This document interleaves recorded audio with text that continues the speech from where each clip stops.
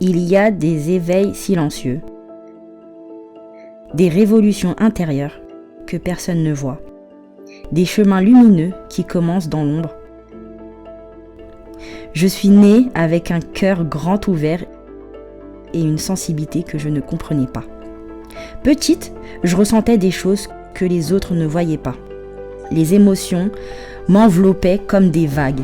Les silences parlaient et parfois, l'invisible m'attirait. Mais bien sûr, on m'a appris à me taire, à sourire, à m'adapter, à oublier. Et j'ai tenté de rentrer dans les cases, de devenir normale. Jusqu'au jour où mon âme a frappé à la porte, plus forte que jamais. Ce podcast, c'est le récit de ce retour, mon retour vers moi, vers l'essence, vers la source. Je vais vous partager comment, depuis l'enfance jusqu'à mes 29 ans, je suis passée du chaos à la clarté, de la confusion à mon alignement. Comment je suis devenue coach quantique et pourquoi aujourd'hui cela fait sens avec moi et pourquoi aujourd'hui j'ai choisi de vous guider à mon tour. Ici, je voudrais parler vrai. Je vous raconte les parts d'ombre, les révélations, les résistances, les guidances et les miracles. Parce que peut-être qu'à travers mon histoire, vous reconnaîtrez la vôtre. Bienvenue dans ce voyage, un voyage à travers les dimensions de l'âme. De l'enfant intuitive et lucide à la femme alignée.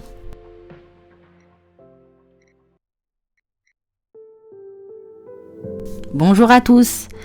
Alors comme vous avez pu l'entendre dans l'introduction, je vais parler de mon parcours, de mon éveil spirituel. Là dans un premier temps, je vais commencer de mes 0 à 6 ans, donc vraiment de mon enfance.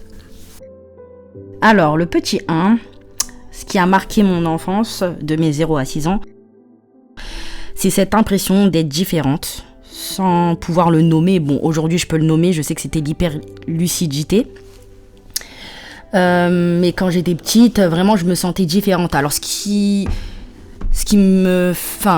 vraiment dans le ressenti. Alors c'était comme si moi je ressentais tout. J'étais hyper consciente de moi et de ce que je ressentais, de ce que je vivais. Et que les autres en face, c'était comme pas forcément un miroir, mais c'était les autres. Et moi, j'étais moi. Je ressentais énormément qui j'étais. Déjà, dans un premier temps. Ensuite, c'est vrai que j'ai été adoptée par ma tante. Donc, ça veut dire que je suis née vraiment dans une situation très toxique, très insécure, où j'ai pas du tout connu ma mère depuis que je suis toute petite, depuis que je suis bébé. Elle est partie. Donc, déjà, ça a créé un gros bang dans mon équilibre, dans ma construction et tout. Donc, ensuite, j'ai toujours été très sensible, autant dans l'émotionnel que dans tout. En fait, ma sensibilité aussi, elle a été très attirée par les bébés. Et moi, j'étais très attirée par les bébés aussi, par leur ce qu'ils dégageaient. J'ai toujours été attirée par les bébés. J'ai toujours aimé les enfants, les bébés, depuis toute petite. Et je crois que c'est ça. Ça, c'est un élément clé pour après, dans le dernier point. Pas dans ce podcast-là, pas dans cette première partie, mais vraiment vers la fin, quand je vais vous expliquer la fin de mon parcours, ça a pris énormément de sens. Aujourd'hui, je comprends énormément de choses. Et je me dis, mais oui, mais en fait, depuis toute petite, j'avais déjà des signes. Mais c'est ouf, en fait, c'est vraiment ça, de vous parler de mon parcours pour vous expliquer que vraiment, des fois, on a vraiment des signes depuis le début, mais on les voit pas. Ils sont déjà là, mais on les voit pas. Et aujourd'hui, vraiment, tout prend sens. C'est fou, quoi. Alors, mes expériences, le 4e point, ça serait mes expériences un peu... pas paranormal, mais mon expérience avec le subtil. Alors déjà, ouais, c'est de 0 à 6 ans, hein. On est bien dans cette tranche d'âge-là. Déjà, depuis toute petite, alors j'avais 3 ans, j'ai jamais eu peur du noir, déjà. Je suis une enfant qui n'a pas eu peur du noir. Moi, j'ai 2 enfants aujourd'hui, Ils ont peur du noir. J'ai gardé énormément d'enfants. Ils ont tous eu peur du noir. J'en ai connu très peu qui avaient peur du noir. C'est pas pour expliquer que, vas-y, moi je suis une warriors et tout, mais c'est vraiment pour expliquer que c'est un truc qui déjà me différencie des autres enfants. Voilà.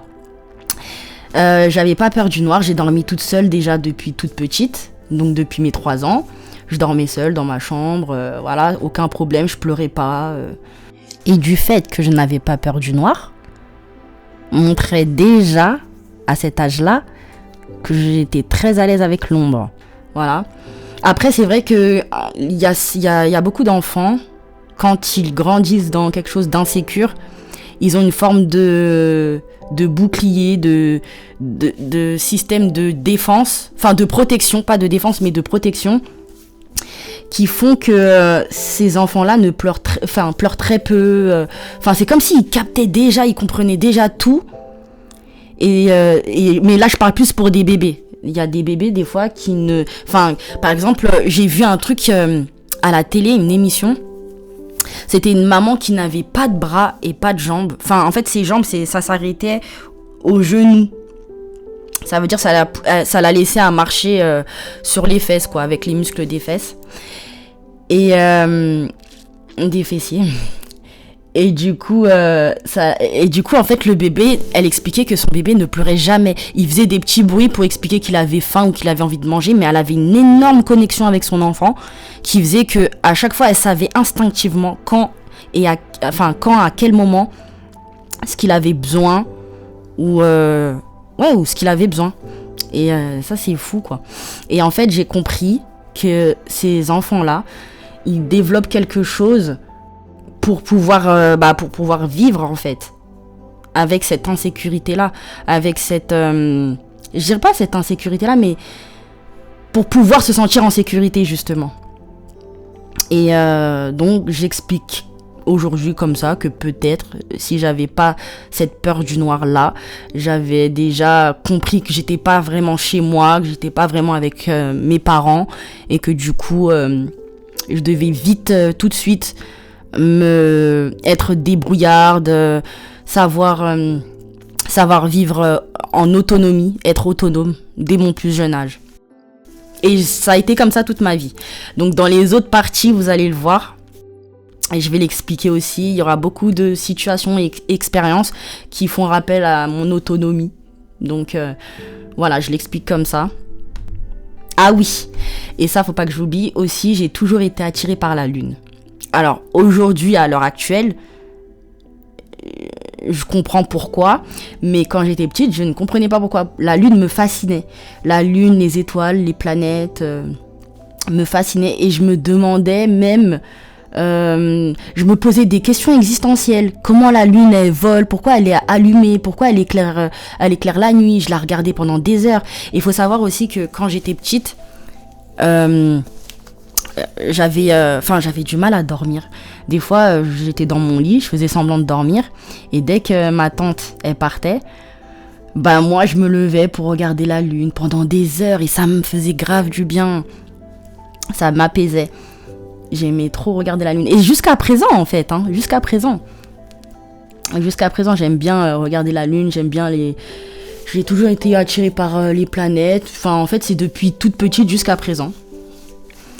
Et donc là, on est vraiment entre 0 à 6 ans. Aussi, un autre point. C'est que, en fait, je comprenais déjà qu'il y avait pas forcément des monstres. C'est pas des monstres, mais oui, après, bon. En fait, c'est dur à expliquer. Enfin, c'est qu'en gros, quand j'étais petite, déjà, j'avais pas peur du noir, mais je ressentais déjà que j'étais, pas habitée, mais que j'avais avec moi des présences qui ne se voyaient pas. Donc c'est comme si je savais déjà, sans pouvoir mettre des mots et l'expliquer, que j'avais mes guides, mes ancêtres qui m'accompagnaient avec moi. Et ce que j'aimais faire, un truc, c'est que par exemple quand c'était l'heure de manger ou de partir à l'école ou quand je devais quitter ma chambre, en fait ma chambre c'était vraiment mon cocon, c'était vraiment mon petit endroit où je me réfugiais, où je me sentais en sécurité. C'était mon petit endroit à moi. Et quand ma tante m'appelait, bon, je l'appelle maman, avec le temps je l'ai appelée maman, mais là pour bien vous expliquer, pour bien savoir de qui on parle, je dis ma tante. Donc ma tante, quand elle m'appelait pour aller manger, avant de quitter ma chambre, je disais au revoir les monstres, au revoir l'invisible, au revoir les... Enfin, je disais des trucs comme ça. Et quand j'y repense, ça me fait rire, parce que je me dis, mais ah ouais, moi j'ai dit ça là. Enfin, moi je faisais ça quand j'étais petite. Et j'avais pas peur, ça me paraissait pas bizarre. J'aurais fait ça devant d'autres enfants, ils auraient dit, mais... Enfin, ils auraient eu peur. Après, peut-être qu'il y a d'autres enfants. Hein. Justement, je fais ce podcast-là pour savoir si aussi d'autres personnes comme moi ont eu ces petits trucs-là, tout bêtes, en étant petit. Et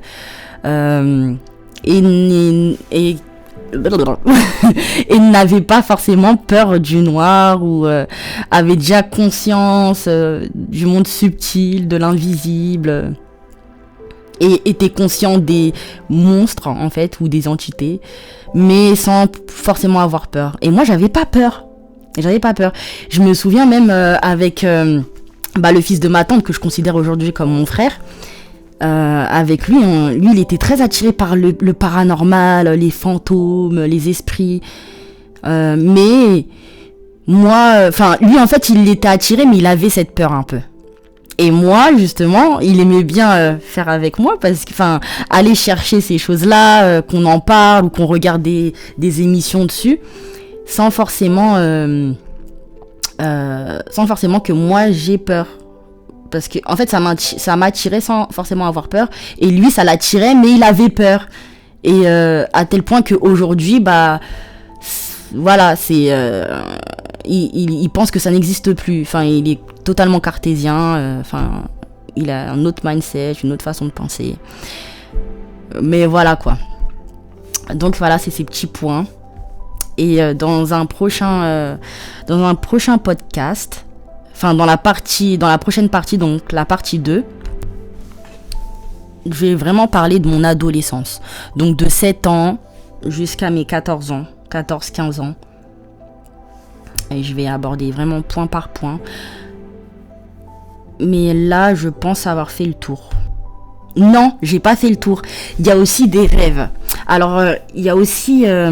quand j'étais petite, alors je sais pas si c'est dans cette partie-là que je devrais le raconter, ou dans l'autre partie, j'avais environ entre 6 et 7 ans. Donc, c'est dans l'entre-deux. Mais c'est vrai que j'avais fait un rêve et que je le faisais beaucoup.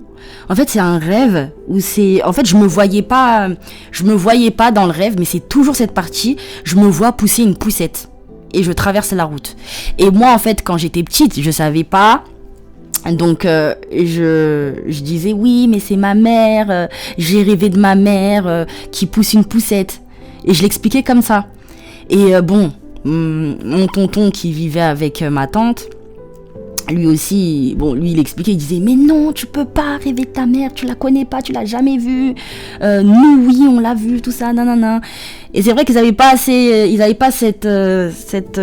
truc-là de m'apaiser, parce que dire à un enfant, il sait ce qu'il a vu, mais lui dire qu'il ment, que c'est pas vrai, que c'est, tu vois, ça peut être très frustrant. Ça veut dire que moi je suis restée comme ça, je parlais plus. Et moi, j'étais persuadée. J'ai dit, mais si. Et eux, ils étaient là, mais non, ce n'était pas ta mère, tu l'as jamais vue, c'est impossible.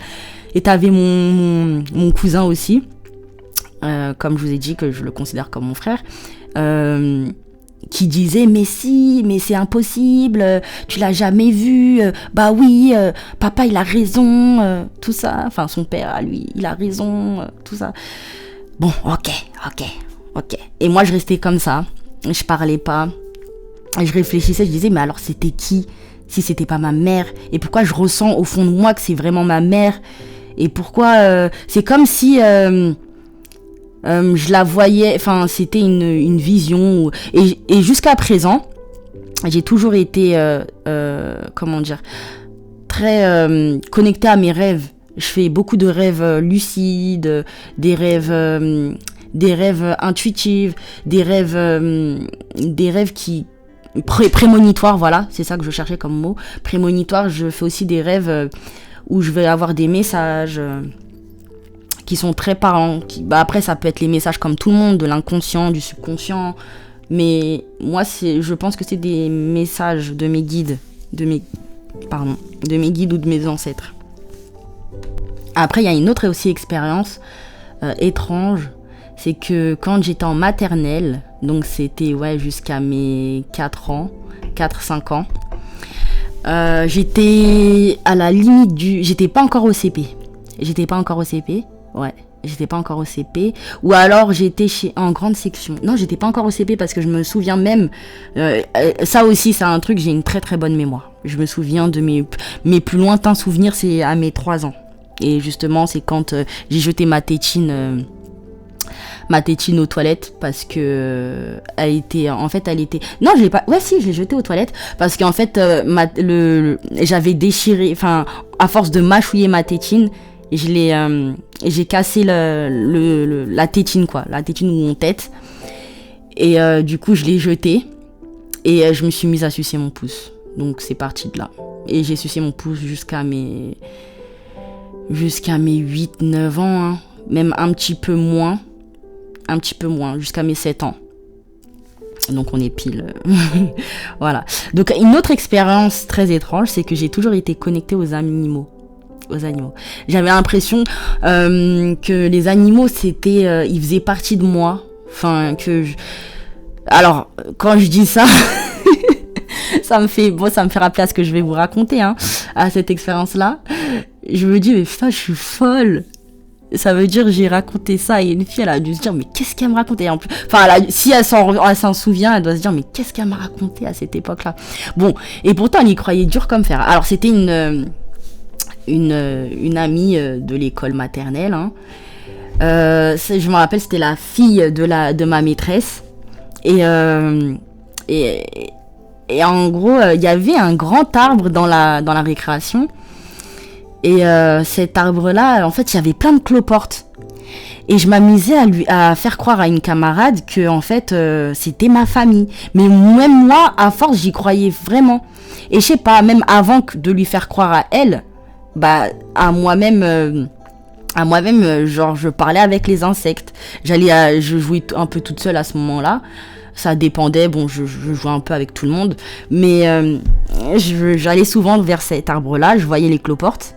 Et je pouvais, pendant toute la récréation, jouer avec les cloportes, leur faire des chambres, des petites maisons, faire crari, là c'est ma chambre, là c'est la chambre de l'autre cloporte, l'autre c'est mon frère, l'autre c'est... En fait, avec les insectes, je me créais une famille, je me disais, là c'est mon papa, là c'est ma maman. J'avais ce truc-là quand même avec la famille. Et oui, même quand je jouais, enfin depuis toujours, j'avais ce truc-là avec la famille. Avec la famille, on va dire parfaite. J'avais cette image de la famille parfaite, harmonieuse, sans toxicité, avec de l'amour, tout le monde s'aime, une famille aimante, harmonieuse, dans l'équilibre. Ça, ça aussi, c'est un truc que je vais revenir je pense, dans l'un des derniers ou avant-dernières parties. Mais c'est vrai que ça m'a toujours... ça a toujours été une image qui est restée. J'ai grandi avec cette image de la famille, pas parfaite, mais la famille harmonieuse, avec de l'amour. Et ça m'a aujourd'hui forgé. Enfin, j'ai forgé cette image, je l'ai façonnée avec toutes mes expériences après que j'ai vécues. Et aujourd'hui, ça m'a ramené à être maman dans une famille où il y a beaucoup d'amour. Donc, c'était peut-être pas anodin, voilà, d'avoir cette image-là de la famille. Alors, il y a une autre expérience aussi avec les animaux, c'est que je suis partie en classe découverte. Mais la classe découverte, c'était avec l'étude, c'était avec une aide à l'école. C'était comme... pas l'aide aux devoirs. Si, c'était l'aide aux devoirs. Mais je crois que j'avais quel âge? Donc ça, ce sera dans la partie prochaine que je vais vous expliquer. Mais comme on est en lien avec les animaux... dans la partie prochaine, je vais vous expliquer cette expérience. Après, c'est vrai que j'ai toujours été une enfant qui a toujours aimé la danse, qui avait la joie de vivre, le sourire. J'étais un peu timide, je commençais à être de plus en plus timide, hein. Ah oui. Et la danse, les stars. Après, c'est vrai que j'ai pas grandi avec une tante qui était très aimante, affectueuse, alors que c'est vrai que ça, j'en ai manqué. J'en ai manqué depuis ma tendre enfance. De l'amour maternel. De l'amour paternel aussi, parce que bon, le mari à ma tante, il était présent sans être présent. Alors, c'était le papa de mon cousin. Ce n'était pas mon père. Je le considérais comme mon tonton, mais il n'était pas tant présent. Alors ça sera dans les prochaines parties où je vais un petit peu plus vous parler de lui et encore, mais c'est vrai qu'il n'était pas trop présent, donc ça veut dire que j'ai vraiment pas eu. Et mon père, lui, passait me voir très rarement, pas trop souvent. Fallait le solliciter pour lui dire allez, viens voir ta fille, voilà. Mais c'est vrai que dans cette période-là, dans cette tranche d'âge-là de mes 0 à 6 ans, c'était vraiment j'étais vraiment dans un cocon très entouré de toxicité. Je vais pas rentrer dans les détails, ça c'est dans un autre projet que je prépare où je rentrerai peut-être plus dans les détails de mon enfance pour comprendre la personne que je suis devenue aujourd'hui et par quoi je suis passée. Mais là, vraiment, dans cette tranche d'âge-là, pour rester bref et pour que vous puissiez comprendre, c'est vrai que j'ai pas grandi. Alors, j'étais avec une tante, du coup, qui était pas très aimante, pas très affectueuse, en tout cas envers moi, qui était parfois très dure, hein. Et ça, vous allez le voir dans les autres parties. Donc ça veut dire que dès petite, j'ai dû développer cette carapace émotionnelle. Et mon hyperlucidité aussi m'a permis de comprendre et d'accroître aussi mon intelligence émotionnelle, ma maturité émotionnelle. Ce qui fait qu'aujourd'hui, je peux mettre des mots dessus où je suis HPE, donc haut potentiel émotionnel. Donc on entend beaucoup HPI, hypersensible, mais ça aussi je ferai un podcast spécial pour parler des HPI, HPE, hypersensible, parce que moi je les différencie vraiment les trois, c'est pas pareil, ils ont leurs caractéristiques à eux. Et donc, pour revenir à ce que je disais, ça m'a vraiment fait développer cette intelligence émotionnelle, cette maturité émotionnelle où je savais quand je pouvais pleurer. En fait, c'était aussi du contrôle, hein. Je savais gérer aussi et contrôler quand je devais pleurer parce que je savais que en face, on n'allait pas forcément avoir cette empathie-là, cette compassion-là aussi. Donc très vite, de mes 6 ans jusqu'à que je quitte la sphère familiale ou dans laquelle j'ai grandi, j'ai vraiment eu ce truc-là de savoir quand je peux lâcher, quand je garde, quand je montre rien, quand je montre tout. Et quand je peux montrer tout, quand je dois me protéger en fait et ne pas forcément montrer que ça m'atteint. Alors des fois oui, hein, des fois il y a eu des situations encore où je pouvais pas faire semblant. Jusqu'à présent aujourd'hui, ma sensibilité, mon hyper-empathie, mon hyper-lucidité, le fait que je ressens tout très fort, mon hypersensibilité fait que je ne peux pas faire semblant et que je suis très aujourd'hui tout ça fait que je suis une personne vraie, authentique. Donc alors il y a eu aussi le fait, enfin ça aussi c'est quelque chose que je dois commencer à expliquer, mais je sais pas si ça a commencé à mes 6 ans ou à mes 7 ans. Donc je sais pas si je dois le mettre dans cette partie-là ou dans l'autre partie, mais comme on a commencé à parler, non, je vais mettre dans l'autre partie parce que c'était plus à mes 7 ans. C'était à mes 7 ans. C'est à l'âge de mon fils aujourd'hui qui a 7 ans. Et c'est vrai que quand je les vois grandir, je me vois en eux, je me dis, à cet âge-là, ils avaient... j'avais ça, je vivais ça, pendant que eux, j'arrive à leur donner tout le contraire que moi, de ce que moi j'ai vécu quand j'étais petite, à mes 6 ans, 7 ans. 4 ans aussi, parce que ma fille, elle a 4 ans. Et donc j'ai 2 enfants, hein, comme je vous l'avais expliqué. Et du coup, ça fait que... ça fait quelque chose. Ça fait quelque chose.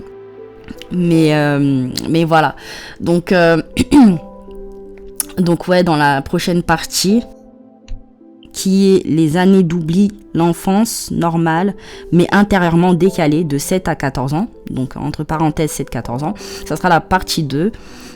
Que je vais faire à la suite de ce podcast et vous expliquer plus le côté ado, les péripéties. Alors là, ça sera un peu plus riche et peut-être un peu plus long parce que il y aura beaucoup de choses à expliquer. Et je pense que c'est là où ça a commencé. Et les 7 premières années, en plus, c'est là où on enregistre tout. Et c'est après que c'est là, pour moi, c'est à l'âge de 7 ans que l'ego se crée. Ou du moins... de 3 ans à 7 ans que l'ego se crée et que les premières blessures de l'âme se créent. Mais je ferai aussi un podcast spécial pour l'ego parce que aussi ça fait partie de mon parcours. Devoir sortir de l'ego et comment en sortir, comment être moins dans l'ego et être plus connecté à l'âme. Voilà, donc j'en dis pas trop, vous verrez à la prochaine partie et j'espère que ça vous a plu et restez connectés. Voilà, merci. Et gratitude infinie pour votre écoute et à très vite.